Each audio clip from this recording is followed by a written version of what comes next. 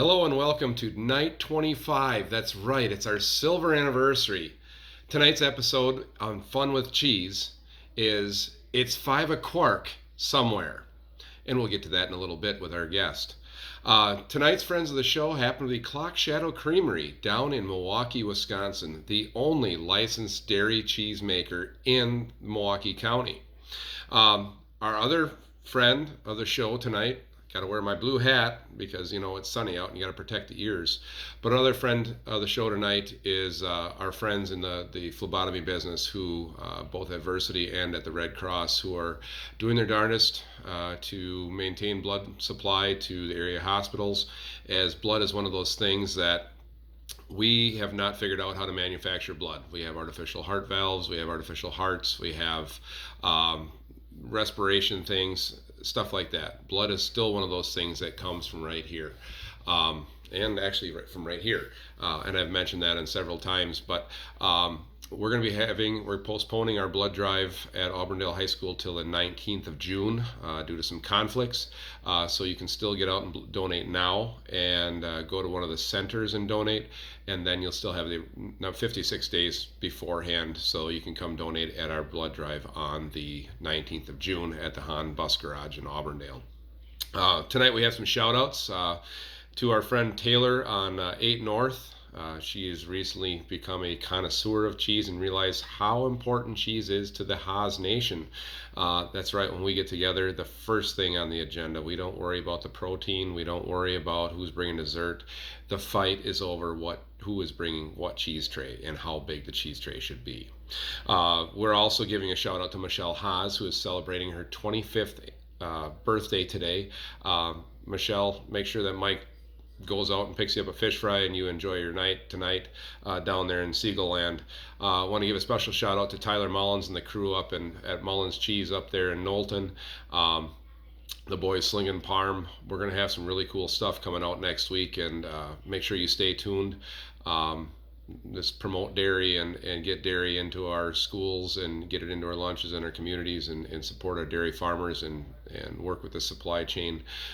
We got some really cool stuff coming up here in the next week.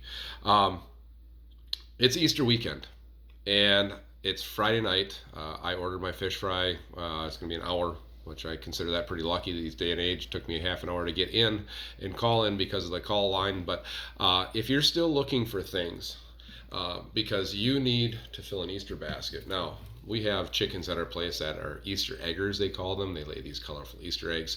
But anybody can get eggs. Eggs are still plentiful. You can still get them. You can still color them. Try using red beet dye and other natural colorings just to be fun. You can still use little pause dyes and things like that. But there's all kinds of stuff that you might have in your fridge that you could eat the beets and then dunk them in the beet dye and turn them red.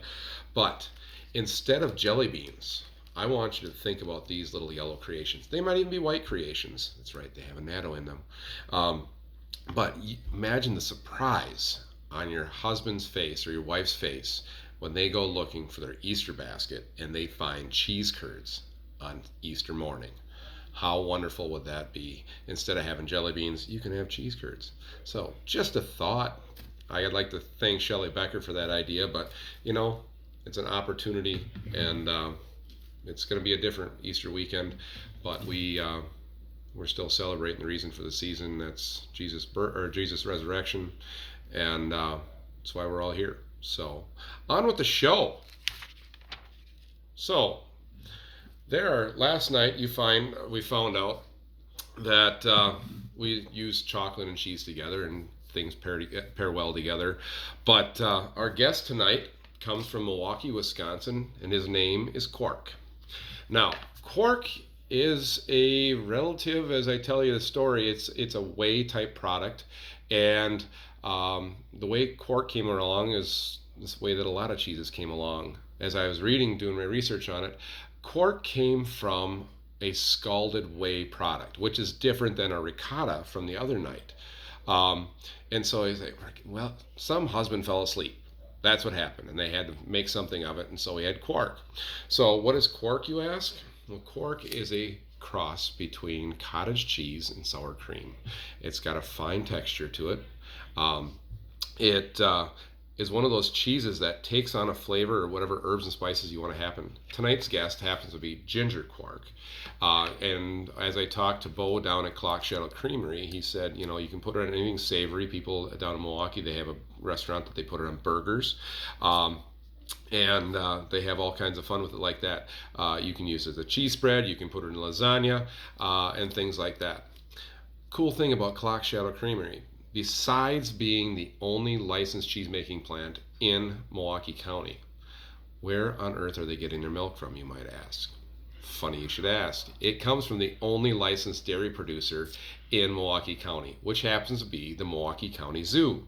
So the cows they have at the farm, they're milk, and they have to have a place to go with that milk. And so that milk goes to the Clock Shadow Creamery, where of course they make cheese curds, and they make a few other cheeses besides Quark, but these are their big things that they make. They are strictly a carry in, carry out type cheese factory, and so right now they've had to shut their doors because of the quarantines down there, but for the past week. But hopefully Bo and the crew will be back up and at her and making Quark again. So Quark came about in the regions of Europe, Germanic regions. They I don't know, they have fun over there. They came up with all these crazy things and different ways to keep their milk, because if you had a cow, you had to figure out a way to keep the milk from going sour. So they made the cheese.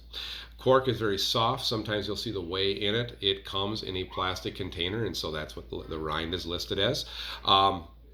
And Quark is made all over in Europe. So I wanted to give you a few lessons in Quark. If you wanted to, if you want to say Quark in the United States, you can do that. It's called Bolpor in Russia. It's called Varo in Czech. It's called Kvark in Norway. It's called Kvark in Denmark.